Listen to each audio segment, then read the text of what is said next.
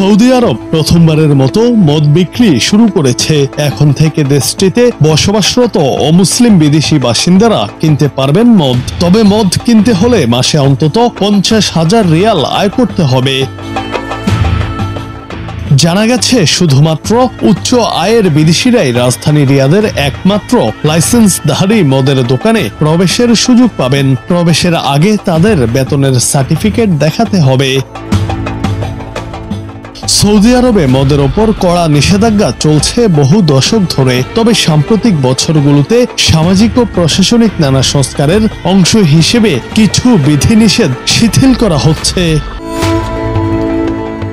গত বছর চালু হওয়া রিয়াদের মদের দোকানটি শুরুতে শুধুমাত্র বিদেশি কূটনীতিকদের কাছে মদ বিক্রি করত।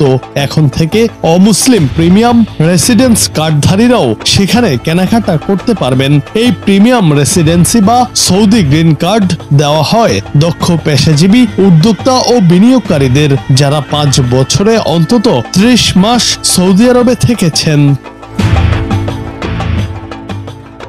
জুনায়েদ আহমেদ, বাংলা টিভি।